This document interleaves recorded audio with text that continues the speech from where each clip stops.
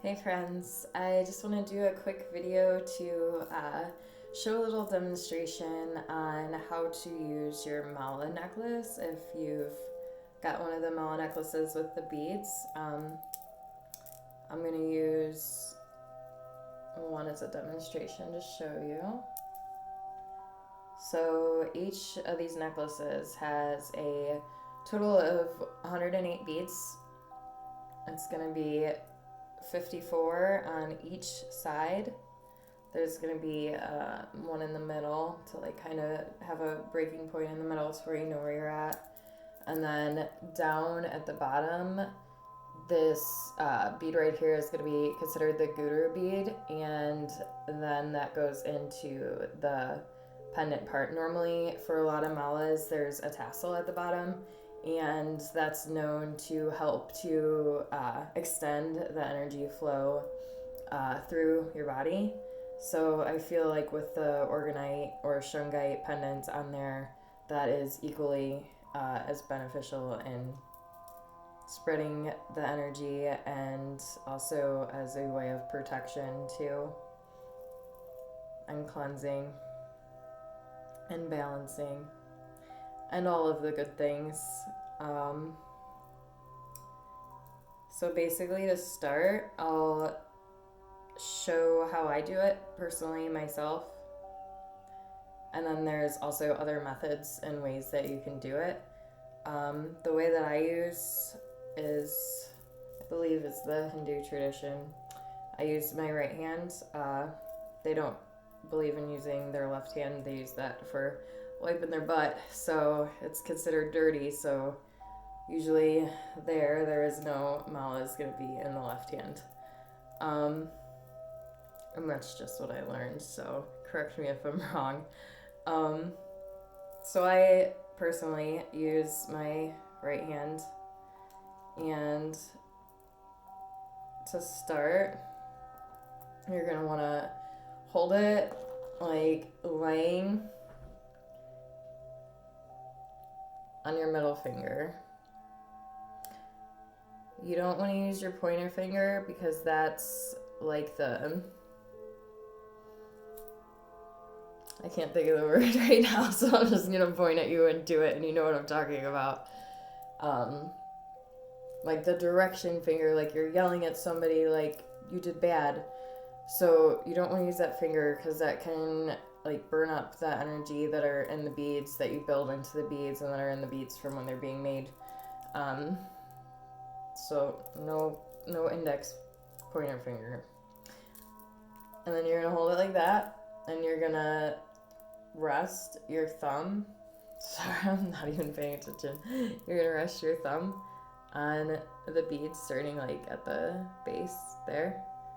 And you're gonna determine what kind of mantra you want to use, or you can use affirmations too. So I use Om Mani Padme Hum for my one here, and then there's so many different mantras and affirmations you can use. You can even do the I love you, I'm sorry, please forgive me, thank you over and over again throughout each. It's just you're gonna pick one thing. Even if you just do Om, you can just do Om, but through each time. And then there's gonna be three different ways that you could do this. So you can either do it out loud. It's good to start if you're just learning how to use your beads and connect with your beads, because your voice is going to project a vibration as well. So in my opinion, personally, I think when you're just starting, it's good to kind of like speak your mantra and affirmation out loud. That way you hear your voice too. It's really powerful. The more that you hear yourself speak and listen to your voice, the more you'll be comfortable with your practice and you'll be comfortable with yourself. And then after you do that, you can move through to whispering it. So you do it either out loud, or you could do it whispering, speaking very quietly. And then ultimately, you're going to want to do it in your head. So you would go through and just repeat in your head whatever your affirmation or mantra is. And as you do that, move that so you can see better. So as you do that and go through, you're gonna pull the beads towards you. Kind of like you're pulling the energy in towards you. And each one that you go over, you would close your eyes. I mean, find a comfortable position and posture to sit in. I don't know if you can even see. I can just scoot back further. So sitting cross-legged, comfortable position, whatever it is that you're comfortable sitting in, make sure to listen to your body and don't sit in a position that's gonna hurt any part of your body for too long if you're just getting started. And then you're gonna pull each one in, so each time. So if you're starting, like with mine, it's Om Mani Padme Hum, Om Mani Padme Hum, and you just keep going through and you keep sliding each time, and it'll slowly move. And you want to feel each bead too. The more intention you put into this is why mala meditation is so good for if you're starting to just learn how to meditate or take time out to develop a self-practice, is because it is activating all the different like senses, so it's a lot easier to stay focused and centered. Because if you're just sitting there trying to do a silent meditation, it's going to be hard just starting to like get in the flow of that. So like this for me has been so helpful because there's no time. You don't have to set a timer. You don't have to worry about any of that because you're being directed by your beads. And the more that you use them and the more intent that you put into them, the more benefits you will receive from the practice as well as from wearing it. Because when you're doing and committing yourself to an actual practice, and then you are having this piece with you throughout the day, it's going to be a reminder to stay grounded, to stay centered.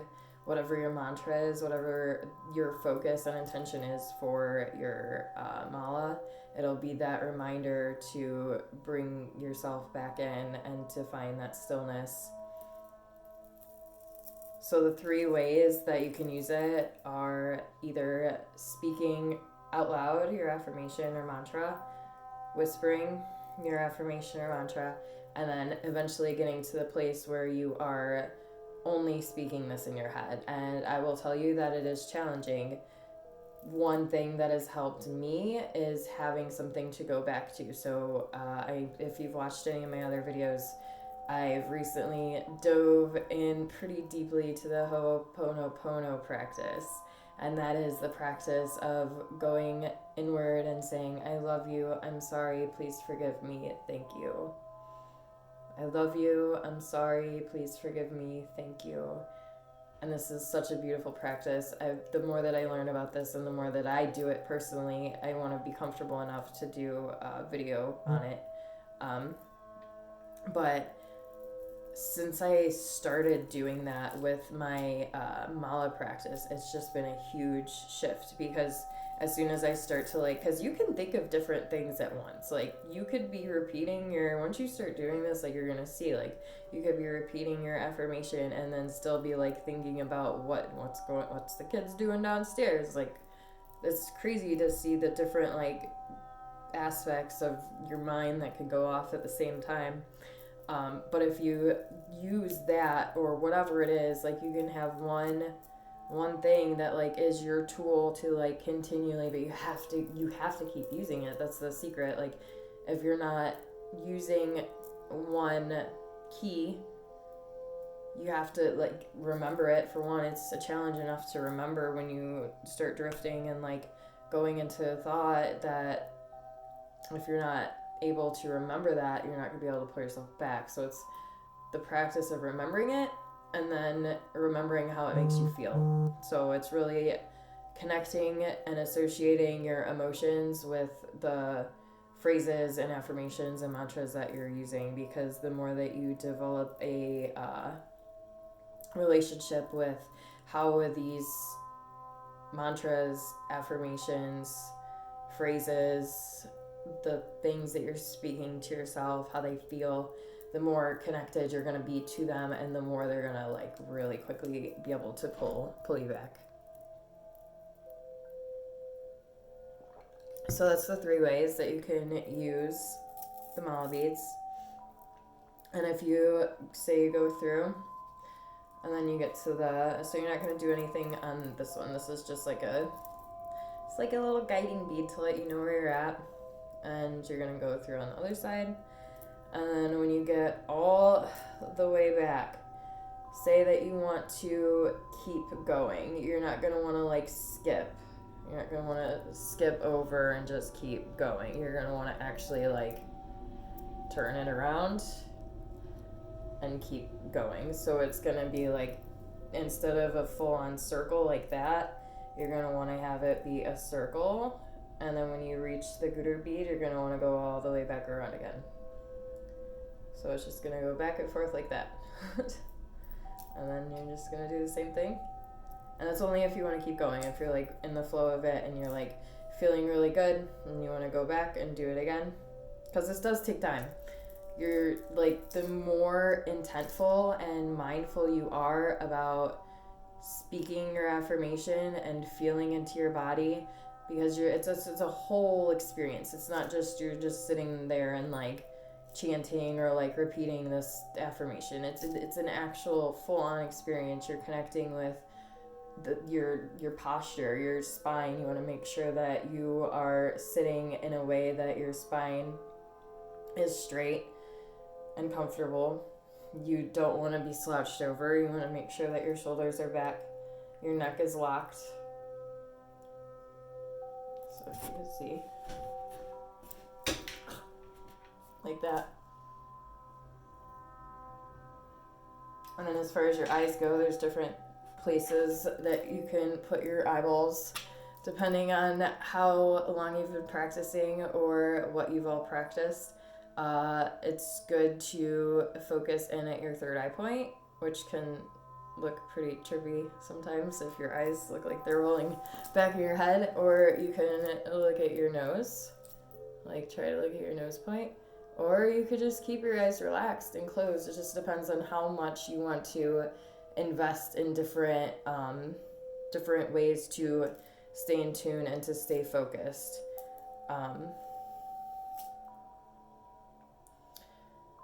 So when you have a set method that you want to do, I really just recommend just getting in a comfortable position, focusing on your posture just to start. Be real simple. Don't push too much on yourself, because when you push too much on yourself, it becomes overwhelming and you feel like you can't do it and you're more likely to give up quicker. I challenge you, if you do decide to use these as a practice, to at least set 1 week where you do them every day for 1 week. And it takes different amount of time, depending again on how much intent you're going to put into the practice and how much mindfulness you're going to invest into it. And how much time you have too, you know? Like there's some days when I invest more into it, when I really like each time I'm at a bead, I will really pay attention to bringing my breath all the way down into my belly, having expansion down there and letting it go around like a 7-second breath. You can also add in periods where you retain your breath for 5 seconds and then hold it and then exhale like 5, 5, 5. But that again is if you want to add in more intricate ways. Again, an easy way to start is just finding a comfortable position, determining what intent you have for your piece. And some pieces, based on the different stones that are in them or like what your intent was for getting it, or I mean, I usually put in with the pendants like what stones you got, or like a little bit about the symbol, so like the symbols hold meaning too. And it doesn't have to be connected, but if you do choose to have one that's connected, it's cool too. And just finding something that you really connect with and really want to work on in yourself and develop strength in, and just giving yourself the time to do it, because it's so important for us to be able to be sovereign in our energy and to not let the other things that are going on like shake us off track, and to actually like learn to recognize what it feels like to be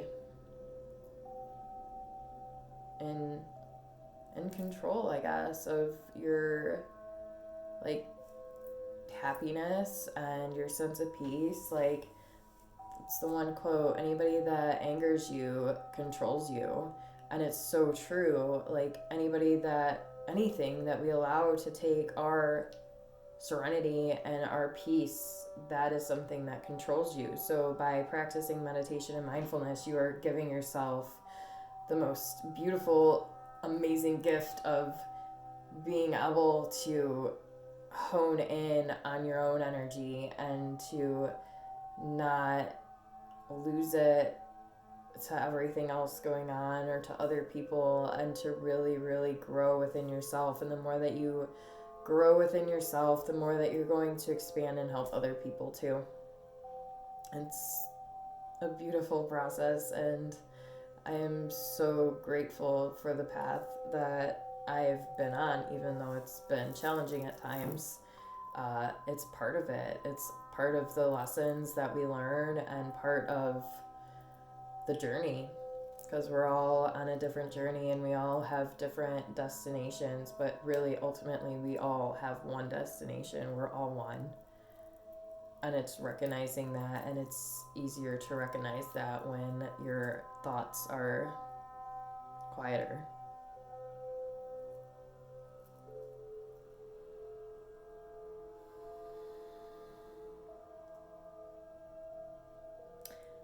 I think that's it.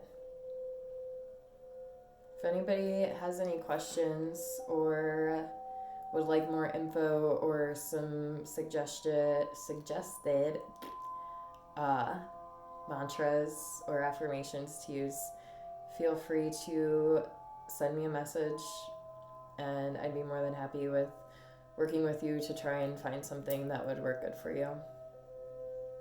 And if you have any questions about custom pieces too, again, just send me a message and let me know what you're looking for, and I can let you know what I could do. Thank you guys. I love you. Have a good day.